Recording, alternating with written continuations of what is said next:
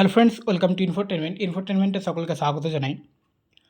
WBPSC miscellaneous 2026 যে exam রয়েছে, তো আমরা চ্যাপ্টার ওয়াইজ যে জিকেগুলো প্র্যাকটিস করছিলাম, তো আমাদের অ্যানসিয়েন্ট হিস্ট্রি প্র্যাকটিস করছিলাম। এর আগে চ্যাপ্টার 1 হয়েছিল, আজকে আমাদের চ্যাপ্টার 2 করব বৈদিক সভ্যতা।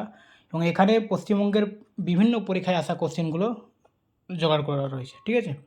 তো প্রথম কোশ্চেন দেখো, আর্য শব্দটি কী নির্দেশ করে? তো আর্য শব্দটি হচ্ছে একটি জাতির নাম বা একটি জাতিকে নির্দেশ করে। ভারতে আর্যদের প্রথম স্থায়ী আবাসভূমি ছিল। তো ভারতে আর্যদের প্রথম স্থায়ী আবাসভূমি ছিল Punjab. Option A Punjab.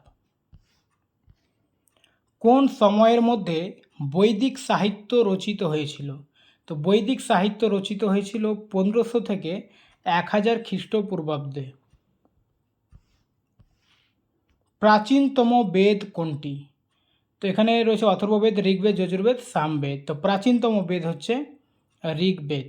Option B. আর্যদের প্রাচীনতম গ্রন্থের নাম কি? একই কোশ্চিন, প্রাচীনতম বেদ বা প্রাচীনতম গ্রন্থ ঋগ্বেদ। ঋগ্বেদে কতগুলি স্তোত্র রয়েছে? তো ঋগ্বেদে 1028টি স্তোত্র রয়েছে। কোন প্রাচীন গ্রন্থে বর্ণ প্রথার প্রথম উল্লেখ পাওয়া যায়? তো বর্ণ প্রথার প্রথম উল্লেখ পাওয়া যায় ঋগ্বেদে। ঋগ্বেদে কোন যুদ্ধের উল্লেখ রয়েছে? তো ঋগ্বেদে 10 রাজার যুদ্ধের উল্লেখ রয়েছে। গায়ত্রী মন্ত্র প্রথম কোন বেদে পাওয়া যায়? তো গায়ত্রী মন্ত্র প্রথম পাওয়া যায় ঋগ্বেদে। ঋগ্বেদের গায়ত্রী মন্ত্র কাকে উদ্দেশ্য করে রচিত? তো ঋগ্বেদের গায়ত্রী মন্ত্র সাবিত্রীকে উদ্দেশ্য করে রচিত। যোগ এর মূল ধারণা নিম্নলিখিত কোন বেদের একটি স্তোত্রে পাওয়া যায়? তো এখানে অ্যান্সার হচ্ছে ঋগ্বেদ। ঋগ্বেদে পাওয়া যায়। সংহিতা, আরণ্যক, মহাভারত ও উপনিষদের মধ্যে কোনটি বেদের অংশ নয়? তো সংহিতা, আরণ্যক আর উপনিষদ এগুলো হচ্ছে বেদের অংশ, কিন্তু মহাভারতটা কি? এটা একটা এপিক বা মহাকাব্য, তাই তো। তো এখানে অ্যান্সার হচ্ছে আমাদের অপশন এ। ঈশ্বরচন্দ্র বিদ্যাসাগর বেদের কোন অংশ থেকে তার বিধবা বিবাহ আন্দোলনের সমর্থনে যুক্তি লাভ করেছিলেন? তো ঈশ্বরচন্দ্র বিদ্যাসাগর যখন বিধবা বিবাহ আন্দোলন করছিলেন, তখন তিনি পরাশর সংহিতা থেকে তার যুক্তিগুলো দেখিয়েছিলেন, ঠিক আছে। উপনিষদগুলো আনুমানিক কখন সংকলিত হয়েছিল? তো উপনিষদগুলো সংকলিত হয়েছিল 600 খ্রিস্টপূর্বাব্দে, প্রায় 600 খ্রিস্টপূর্বাব্দে, আনুমানিক 600 খ্রিস্টপূর্বাব্দে। কোন প্রাচীন শাস্ত্রে তমসমা জ্যোতির্গময় বাক্যটি প্রথম উল্লেখ করা হয়েছিল?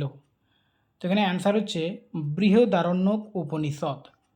বৃহদারণ্যক উপনিষদে তমসমা জ্যোতির্গময় বাক্যটি প্রথম উল্লেখ করা হয়েছিল। সভা এবং সমিতি ছিল কোন জনগোষ্ঠীর দুটি গণতান্ত্রিক প্রতিষ্ঠান? তো সভা সমিতি ছিল ঋগ্বৈদিক আর্যদের দুটি গণতান্ত্রিক প্রতিষ্ঠান। আদি বৈদিক যুগের দুটি পরিষদ কী ছিল?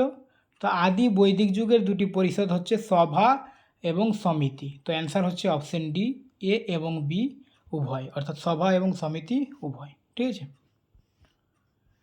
নিম্নলিখিত দেবতাদের মধ্যে কে ঋগ্বৈদিক যুগের অন্তর্গত নন?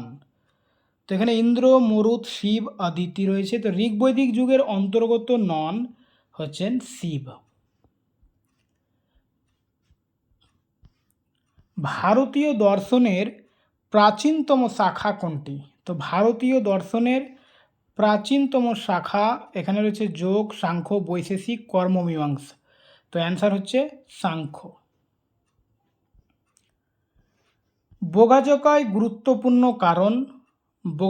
গুরুত্বপূর্ণ কারণ যে সেখানে প্রাপ্ত শিলালিপিগুলিতে বৈদিক দেবতাদের নাম উল্লেখ রয়েছে। ঠিক আছে। ওয়াপালা, লোপামুদ্রা ও গার্গী এই বিদুষী নারীরা কোন যুগের অন্তর্গত ছিলেন? তো এই বিদুষী নারীরা অপালা, লোপামুদ্রা ও গার্গী এই বিদুষী নারীরা বৈদিক যুগের অন্তর্গত ছিলেন। বৈদিক দেবতা ইন্দ্র কিসের দেবতা ছিলেন? তো ইন্দ্র ছিলেন বৃষ্টি ও বজ্রের দেবতা। Option C. মহাভারতের প্রথম বাংলা অনুবাদক কে ছিলেন? তো মহাভারতের প্রথম বাংলা অনুবাদক ছিলেন কবীন্দ্র পরমেশ্বর। Option C. নিম্নলিখিত কোন জোড়াটি ভারতীয় দর্শনের 6টি আস্তিক দর্শনের অন্তর্ভুক্ত নয়? তো অ্যান্সার হচ্ছে লোকায়ত ও কাপালিক। Option C. নিম্নলিখিত কোনটি বৈদিক সাহিত্যের অন্তর্ভুক্ত নয়? তো এখানে বেদ, পুরাণ, বেদাঙ্গ, এটি তো বৈদিক সাহিত্য আমরা বুঝতেই পারছি, তিনটে নাম। তাহলে পূর্বা এটা বৈদিক সাহিত্যের অন্তর্ভুক্ত নয়। অপশন ডি হচ্ছে অ্যান্সার। বর্ণপ্রথা কোন সময়ে বংশানুক্রমিক হয়ে ওঠে? তো বর্ণপ্রথা উত্তর বৈদিক যুগ বা পরবর্তী বৈদিক যুগে বংশানুক্রমিক হয়ে ওঠে। তো আজকে এই পর্যন্তই। হ্যাঁ, এরপরে আমরা পরের চ্যাপ্টার নিয়ে আসবো। ঠিক আছে, থ্যাংক ইউ।